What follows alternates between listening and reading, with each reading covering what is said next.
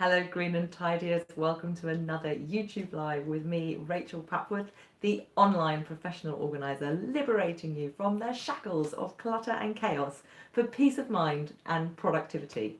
I said that this week I was going to talk about luggage, how to store things like suitcases, but since then I got an email from the very lovely Anna who made me aware that Monday is National Clear Out Your Computer Day in the US anyway, and I want to inspire you to take it on wherever you are in the world. So that's why I'm sitting here in my command center in front of my PC this week.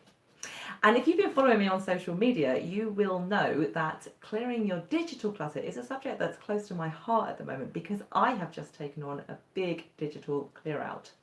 See, digital clutter is a little different from physical clutter in a couple of ways.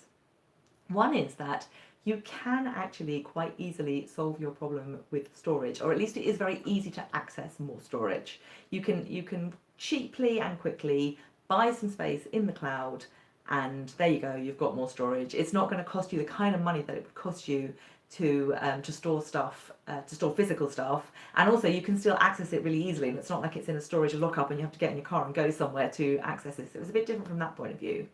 And it's also different in that although it is harder to find, so if you've got a list of say 100 files, it's going to be harder to just look at that list and find one thing, harder than it would be if you only had a list of say 5 files.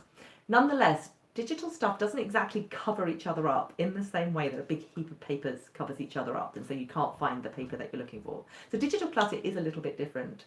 The key to digital stuff is making sure that it's searchable, making sure that you can find what you need to find when you need to find it, using things like, well, obviously a very good organized file structure, and then also things like tagging and shortcuts to make it easy to find.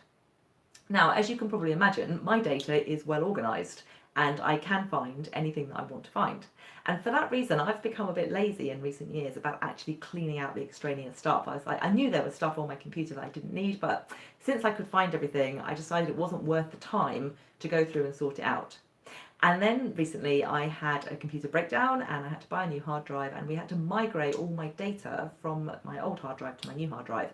And it became clear that that would be easier if there was less data. And since I knew that some of the data there wasn't important, I decided to go through and have a big clear out. So I cleared out 3 big categories of data.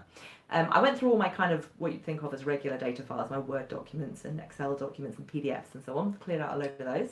I went through my email archives. Now you can imagine my email is well organized, so anything that was in the archive had been filed by me in the past. However, we are talking now about, I don't know, it must be going on 20 years that email's been around. So there was a lot of email in there, and some of it was no longer necessary, and I cleaned out a load of that. And I went through all my digital photos, and I cleaned out over 100 gig of photo files. And let me assure you, I did not get rid of anything precious. And then in doing this, I discovered that there is a second reason for going through your data, and it's similar to one of the benefits of going through your physical stuff, of course, which is that when you do that, you find stuff you'd forgotten about. And particularly with my photo files, as I went through them, I found loads and loads of real gems, really lovely photographs that I probably would never have looked at again if I hadn't gone through this exercise to go through all my digital photos and clean out the ones that I didn't need. So what I did was I created a folder in the photos section of my hard drive called Gems, and I've put shortcuts to it, which don't take up, in themselves they take up very little space, and they're not a copy of the file, they're just a way of finding the file. I've put shortcuts to all those gems that I found into that folder so that I can very, very easily access them again.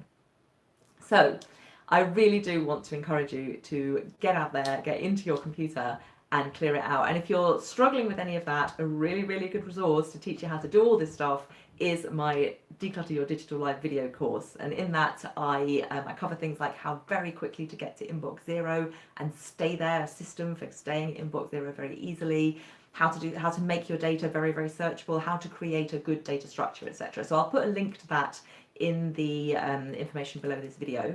And in the meantime, there are 3 things that I want you to do. I want you to give this video a like. I want you to comment on the video to tell me what are you going to do for clear out your computer day. And then what's the third thing that I want you to do?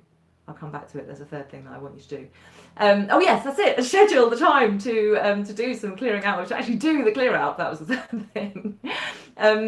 And and while we're at it, why don't we give our computers a physical clean? So while it's turned off, of course, clean the screen, run the brush attachment of your vacuum cleaner over the keyboard and also over the back of the computer itself, because dust getting into the computer itself is really, really bad for it. So let's give our computers a physical clean as well.